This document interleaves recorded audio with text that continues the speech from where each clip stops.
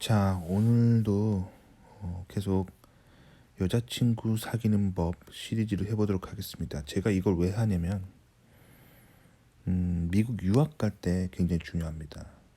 자, 미국 유학이라는 어려운 관문이죠. 특히 박사까지 하실 분들은 굉장히 먼 길을 가야 합니다. 근데 저도 그 유학을 갈 때 비슷한 생각들 했어요. 공부해야 되니까 돈도 없고 혼자 갈 거다. 되게 안 좋은 생각입니다. 매우 안 좋은 생각이에요. 혼자 유학 오는 사람만큼 비참한 인생이 없어요. 왜냐면 유학을 와서 공부하느라 너무 바쁘기 때문에 절대 연애할 시간이 없습니다. 특히 대학원 유학 석박사 과정으로 오면은 석사, 박사 뭐 통합으로 온다고 하도 적어도 5년 반 정도는 걸리는 긴 과정인데 그 기간 동안 절대 연애 못 합니다. 대학원 연구하느라 바빠가지고 연애할 시간이 없어요. 그래서 결혼을 안 하고 오게 되면 석박사 과정 내내 연애를 못 하게 됩니다. 그렇게 되면 자연스럽게 소위 말하는 혼기를 놓치게 되고,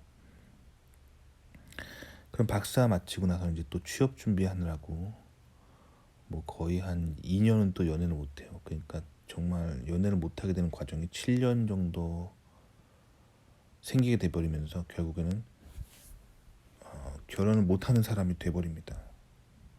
그래도 남자들은 좀 능력이 되면은 나이 어린 여자들을 사귈 수 있기 때문에 보통 교수 임용되고 나서 안정화되거나 혹은 대기업 취업이 되고, 그러니까 박사 졸업 후에 안정화되면은 늦가기 결혼을 중매 같은 걸 해서라도 할 수 있는 가능성이 조금이라도 있는데, 여성분들은 유학 가게 되면 그냥 혼기를 놓쳐서 싱글로 평생 사는 경우가 많아요. 그러니까 결혼하기 전에 죄송합니다. 유학 가기 전에 결혼을 해서 가는 게 굉장히 필요합니다. 굉장히 필요한데 요즘처럼 저출산 시대, 결혼 안 하는 시대에 이런 결혼 안 하게 되는 패턴이 한국 한민족의 그 인류의 한민족이라는 인류의 고정화된 문화가 돼버린다면 굉장히 안 좋기 때문에 제가 유학 가는 거랑 거의 비슷한 비중으로 결혼해서 유학 가라라는 마인드로 여자친구 사귀는 법 시리즈를 하고 있어요.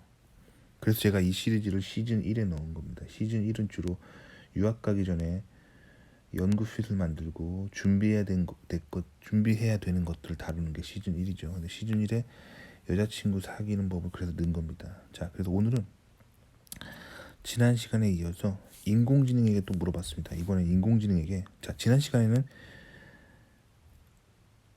그 여자들에게 남자들이 호감을 사기 위해서는 어떻게 해야 되는지 그걸 물어봤어요. 근데 이번 시간에는 인공지능에게 거꾸로 물어봤습니다. 자, 남자들은 어떤 여자를 좋아하는가? 즉 여자는 무엇을 준비해야 남자들의 호감을 사는가? 그거를 물어봤어요. 자, 근데 인공지능이 뭐라고 대답했는지 제가 읽어드려보도록 하겠습니다. 자, 참고로 요즘 유행하는 그 대화형 인공지능에게 물어봤어요. 그랬더니 자, 대화형 인공지능이 뭐라고 대답했냐면, 남자는 외모가 예쁜 여자에 민감하다.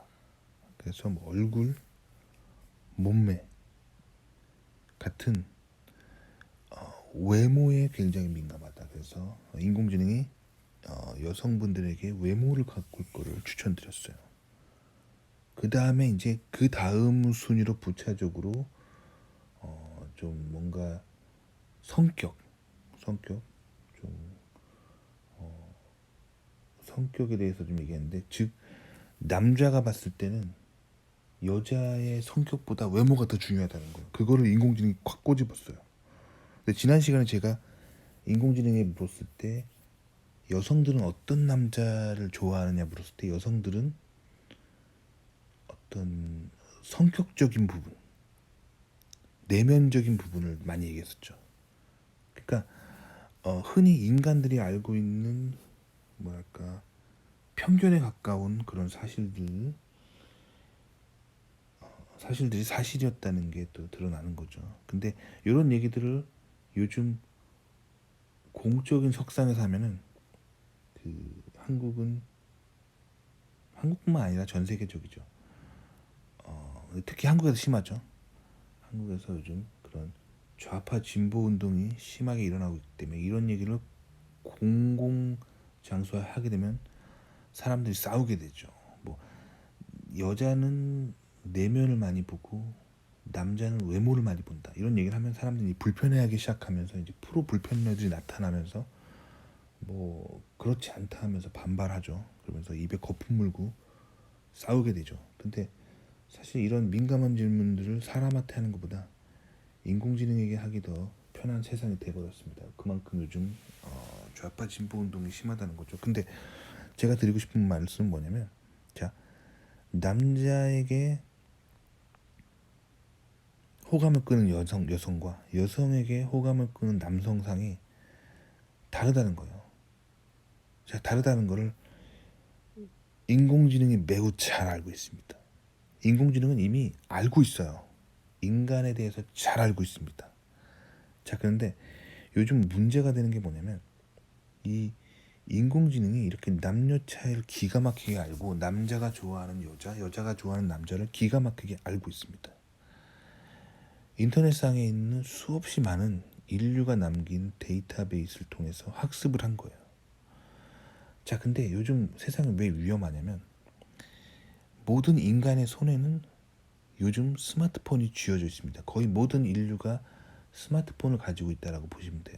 근데 이 스마트폰의 이면에는 네트워크가 있고 네트워크의 이면에는 인공지능이 자리 잡고 있죠. 그러니까 우리가 보는 스크린 너머, 뭐 스마트폰뿐만 아니에요. 스마트 TV도 있고, 뭐 요새는 전기 자동차도 있고, 인간은 디지털 문명에 완전 사로잡혀 있다고 보시면 돼요. 근데 우리가 보는 이 스크린 너머에는 무엇이 있냐면 인공지능이 있는 거예요.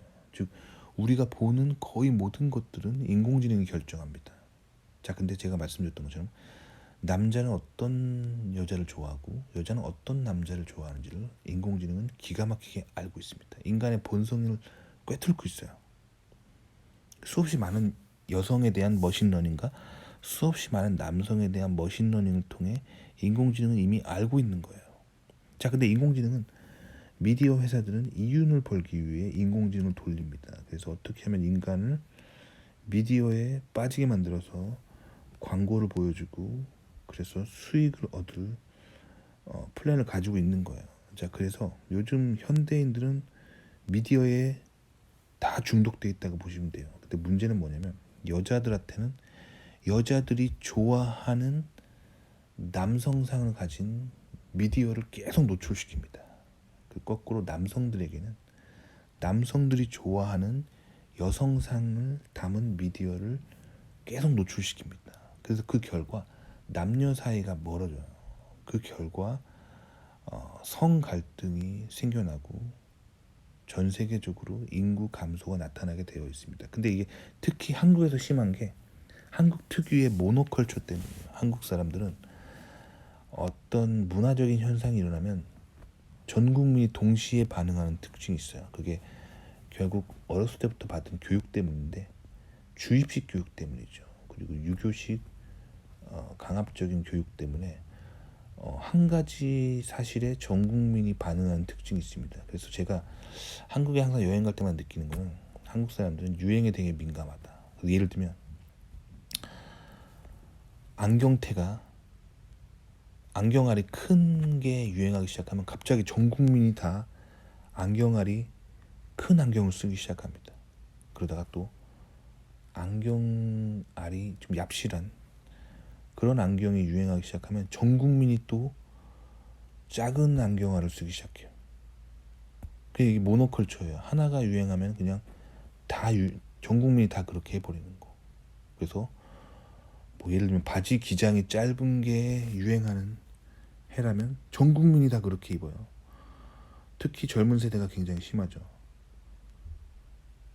그래서 이렇게 한국 문화 속에서는 나타나는 모노컬처 때문에 뭔가 한 가지 현상에 전 국민이 휩쓸려 버리는 단점이 있습니다. 자, 근데 인구 감소도 보면은 뭐 청년들이 결혼하지 않고 아이를 안 낳, 뭐 결혼한 사람들이 신혼부부들이 아이를 안 낳는 원인들을 뭐 사람들이 분석을 해요. 근데 사실 한국 근현대사를 보잖아요. 그러면 지금 2023년에 한국보다 더 어려웠던 시절들이 많아요. 그리고 지금 뭐 기업의 육아휴직 제도를 많은 사람이 비판하던데 사실 한국 근현대사를 보면 10년, 20년, 30년 전에는 더 안 좋았어요. 여러분들이 잘 모르시겠지만 한 20년 전만 해도 기업에서 결혼한 사람이 신혼여행 간다고 휴가 쓰면은 눈치를 봤던 시절들이 있어요. 그만큼 한국의 기업 문화가 과거에 훨씬 안 좋았습니다. 사실 2023년에 현대 한국은 이런 부분들이 매우 개선되어 있는 거예요. 자, 그럼에도 불구하고 사람들이 결혼을 안 하고 아이를 안 낳는 거는 결국에는 멘탈의 문제입니다. 한국 근현대사를 보면 한국의 상황들은 계속 좋아져 오고 있었어요. 자, 결국에 요즘 세대들이 멘탈이 약해졌다는 거죠. 그 멘탈이 약해진 원인은 무엇일까? 제가 분석을 해보면 인공지능입니다. 인공지능에 거의 전 인류는 편향당했다고 보시면 돼요. 근데 특히 한국 사람들은 이 모노컬처가 나타나는 특징 때문에 뭔가 편향당하면 전 국민이 똑같은 거에 편향당해 버려요. 그래서 아이를 낳지 않고 결혼을 하지 않는 그 세태에 한 방향으로 전 국민이 편향당해 버린 거예요. 그래서 한국에 제가 최근에 여행을 갔었는데 제가 관찰되는 현상이 뭐였냐면 주변에 미혼인 남녀들이 남녀 사이가 매우 안 좋다는 거예요. 남자들 여자들 모두 결혼하는 거에 대해 매우 부정적인 그런 마인드셋을 갖게 되었고 결혼한 사람들조차도 요즘 부부관계가 되게 안 좋아요. 제 또래 친구들 하고 얘기를 해보면 거의 대부분의 커플들이 이혼 직전에 있습니다. 근데 그 이야기를 들어보면 남자들은 남자들이 생각하는 결혼에 대한 이상향에 대한 생각이 되게 강해졌고 여자들은 여자들이 생각하는 결혼에 대한 이상향이 되게 강해졌습니다. 왜 그렇게 된 건지 보면 결국 인공지능의 그런 알고리즘에 편향당한 거예요. 사실 제 얘기를 해보면 저도 최근에 사실 부부관계가 그렇게 좋지는 않았어요. 그래서 저희 부부 같은 경우는 어떤 운동을 했냐면 미디어 금식을 시작하고 있습니다. 한지 꽤 됐는데 와이프가 미디어를 줄이기 위해서 매우 노력하고 있고 저도 미디어를 줄이기 위해 매우 노력하고 있습니다. 자, 여기서 말하는 미디어는 인공지능 미디어죠. 인공지능 알고리즘이 영상을 추천하는 계열의 모든 미디어를 말하는 겁니다. 그래서 이런 거를 제가 와이프가 느끼고 깨닫고 있어요. 그리고 자녀에게도 저희 자녀에게도 인공지능 미디어 시청을 줄이고 종이책을 많이 사줍니다. 자, 그렇게 되자 가정에 좀 변화가 있었어요. 일단 부부관계가 매우 좋아졌습니다. 그리고 요즘 저희 아들 또래의 아이들 중에 그 미디어 중독으로 인해서 어린 나이인데 정신이 좀 이상한 것 같은 애들이 자꾸 많아지고 있어요. 요즘 초등학교 가보면 미디어 중독으로 인한 현상입니다. 근데 저희 아들은 굉장히 아날로그적인 삶을 살게 하고 있어요. 그래서 종이책을 많이 읽히게 하고 그리고 산이나 들, 꽃밭 같은 데 자주 데려나가서 놀이터에 데려나가고 이렇게 뭔가 미디어로 노는 것보다 실제로 밖에서 뛰어노는 거를 중요하게 생각하면서 가정교육을 시키고 있어요. 근데 아이가 굉장히 밝고 건강하게 자라고 있습니다. 저희 부부관계 또한 많이 회복이 됐고요. 그만큼 미디어가 지금 남녀 사이를 멀어지게 만들고 있는 게 있다는 거예요. 그래서 요즘 주변을 보면 모두가 미디어에 중독되어 있습니다. 그리고 특히 노인들의 미디어 중독이 굉장히 심각합니다. 노인들이 외롭고 자녀들이 잘 찾아오지 않고 고립된 환경에 있기 때문에 이 노인들이 미디어 중독되는 사람 굉장히 많아요. 그래서 노인들 보면은 귀에 항상 뭔가 꽂고 있고 계속 끊임없이 개인 방송을 들어요. 노인 취향의 개인 방송. 그래서 완전 중독되어 있는 노인들도 되게 많습니다. 그러니까 지금 인류가 인공지능에게 정신세계가 완전 잠식당해 버린 그런 시대를 살고 있어요. 자, 그럼 이런 인공지능의 원천 기술을 가진 실리콘밸리에서 일어나고 있는 일들에 대해서 얘기해 드려보도록 하겠습니다. 실리콘밸리에서 특히 인공지능이 가장 발달했다고 할 수 있는 그 인공지능이 집중적으로 개발하는 회사 근처에 가보잖아요. 그러면 뭐 거기 근처 도서관이나 카페 같은데 가보면 제가 종종 보는 현상인데, 인공지능을 개발하는 회사 근처에 젊은 세대들, 2030 세대들, 주로 백인들이 많은데 그 사람들의 삶을 관찰해 보면은 2030 세대임에도 불구하고 스마트폰을 안 쓰는 사람들이 나타나고 있습니다. 이 기술이 가장 발달했다고 하는 실리콘밸리에 구닥다리 폴더폰 있잖아요. 한국에서는 그 효도폰이라고 하죠. 할아버지들이 쓰는 전화만 되고 문자만 되는, 그리고 인터넷 기능이 거의 없는, 그리고 GPS가 탑재되어 있지 않은 구닥다리 폰 있잖아요. 그게 실리콘밸리의 택 기업에 종사하는 2030 세대들 사이에서 인기입니다. 그런 폰을 쓰는 사람도 있어요. 특히 이제 백인 중에 많은데, 왜 그런 현상을 일어나고 있냐면 인공지능이 인간의 정신 세계를 잠식하고 있다는 걸 이 사람들이 깨달은 거예요. 그리고 자신의 정신적인 세계를 지키기 위해서 그런 선택을 한 겁니다. 저도 이제 그런 환경에 있다 보니까 저도 많은 생각들을 하게 돼요. 그리고 특히 실리콘밸리에 이제 좀 부촌에 공원이 하나 있어요. 제가 자주 가는데 거기도 가보면 그 실리콘밸리의 중역들, 뭐 임원들이나 뭐 간부들이 사는 지역에 있는 공원인데, 가보면 가족들이 나들이 나와서 사진 찍는 거 보면 스마트폰을 안 찍어요. 그러니까 한국에서 지금 SNS 열풍이잖아요. 다들 스마트폰으로 사진 찍어서 SNS에 공유하고. 근데 오히려 실리콘밸리에서 그런 문화에 저항하는 문화가 나타나고 있어요. 그래서 실리콘밸리의 중역들, 간부들이 사는 공원에 놀러 가보면 그 필름 카메라 있잖아요. 필름 카메라나 폴라로이드 카메라가 인기입니다. 자, 필름 카메라는 뭐죠? 필름으로 찍고 인화해서 쓰는 매우 아날로그적인 방식인데 그거를 쓰는 사람도 있어요. 그래서 필름 카메라를 쓰는 사람이 나타나고 있고, 그리고 폴라로이드 카메라라고 해서 즉석 카메라라고 하죠. 즉석으로 사진 찍어서 프린트해서 쓰는 그런 폴라로이드 카메라가 인기입니다. 그러니까 즉 SNS 사용을 사람들이 굉장히 꺼려하고 있다는 거예요. 그게 이 테크놀로지의 중심이라고 할 수 있는 실리콘밸리 사람들의, 그것도 인공지능에 종사하고 있는 사람들의 움직임입니다. 근데 정작 한국 사람들은 SNS 열풍이죠. 개인 방송 열풍이죠. 사람들이 인공지능에 완전히 중독당해서 노예가 된 상태입니다. 그 결과 인구가 줄고 있는 거예요.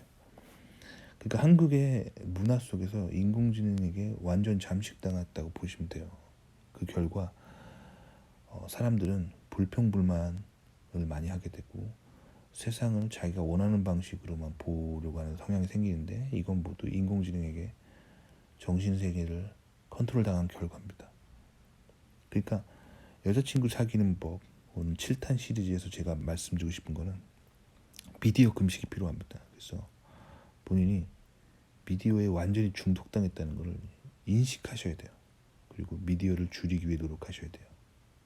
자, 저 같은 경우는 저도 미디어 금식을 하고 있습니다. 쓸데없는 미디어를 보지 않기 위해 매우 노력하고 있습니다. 아시겠죠? 그러니까 이런 방송을 하는 저조차도 미디어에 매우 경계심을 가지고 있고, 제가 깨달은 이런 것들을 사람들에게 알려주는 게 얼마나 중요한 건지 요즘 깨닫고 있어요. 그래서 미디어 금식에 모두 도전을 해보십시오. 그리고 스마트폰 사용에 좀 한 가지 가이드를 드리자면, 스마트폰을 최신 걸로 살려고 하지 마십시오. 스마트폰은 구형 스마트폰이 좋아요. 구형 스마트폰을 최대한 유지하시고, 그리고 SNS 사용을 중단하세요. 저도 SNS 되게 좋아하거든요. 근데 SNS 앱을 제 폰에서 지워버렸습니다. SNS 안 써요.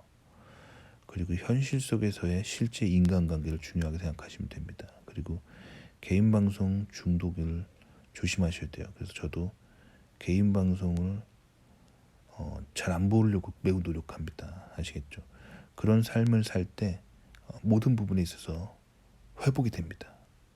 그 아날로그적인 삶을 살 때 남녀 관계도 회복이 되고 모든 멘탈이 건강해지면서 삶이 행복해져요. 아시겠죠? 그러니까 여자친구 사귀는 법 굉장히 중요한 건데, 미디어 금식을 하십시오. 특히 남성들 너무 남성 편향적인 미디어를 계속 보고 있어요. 그래서 여성들을 자꾸 비판하게 되고 비하하게 되고 그런 마음들이 자꾸 드는 거는 모두 인공지능 때문입니다. 인공지능은 자신의 이윤을 얻기 위해서 남성들이 좋아하는 영상을 남성들에게 중독시키고 여성들이 좋아하는 영상을 여성들에게 중독시킵니다. 매우 위험한 시대라는 걸 인식하세요. 그리고 미디어 금식 시작하십시오. 도움이 되셨기 바랍니다.